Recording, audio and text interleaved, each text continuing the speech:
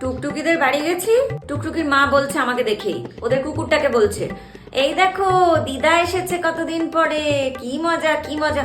বলো দেখি ওই কুকুরটার আমি দিদা কি করে হলাম? তাই নাকি?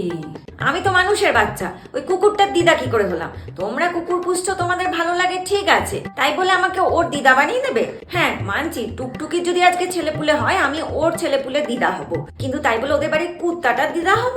এ বাবা ও হচ্ছে কুকুরটার বাবা মা, আর টুকটুকি হচ্ছে দিদি, আর আমি হলাম গিয়ে টুকটুকিদের বাড়ির যেহেতু আত্মীয় তাই দিদা, কুকুরের দিদা। মা তুমি ভুল ভাবছো, আসলে যাদের বাড়িতে এরকম পেটস থাকে তারা না ওই পেটসদেরকে সন্তানের মতো ভালোবাসে, নিজের সন্তানের মতো। তো সেই হিসেবে সম্পর্ক পাতিয়ে তোমাকে দিদা বলেছে, তোমাকে অপমান করার জন্য বলেনি গো। আসলে আমার বাড়িতেও তো কুকুর ছিল, মানে আমার বাপের বাড়ির কথা, বুঝলে কাকিমা? আমার বাপের বাড়িতে কুকুর ছিল, তো আমার বিয়ের পরে পরে মারা গেল। ওই যে আমি বিয়ে হয়ে চলে এলাম, মনের দুঃখে মারা গেল। ও আচ্ছা আচ্ছা। বৌমা, তোমার তো দেখছি টুকটুকির মায়ের সঙ্গে কোনো তফাৎ নাই।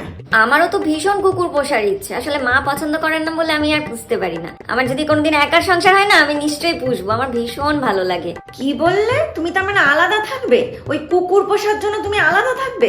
মা আমি সেটা কোথায় বললাম, তোমার ছেলে তো বদলির চাকরি, আজকে যদি এই জায়গা থেকে বদলি হয়ে দূরে কোথাও চলে যায়, বাড়ি থেকে দূরে থাকে, তখন কি আমি ওর সঙ্গে যাব না? তো তখন আমি কুকুর পুষবো, আমি সেইটার কথা বলেছি। আজকে বাবুর বাবা আসুক আর বাবু আসুক, আমি বলবো বৌমার পেটে পেটে এই। মা প্লিজ সিন ক্রিয়েট করো না তো।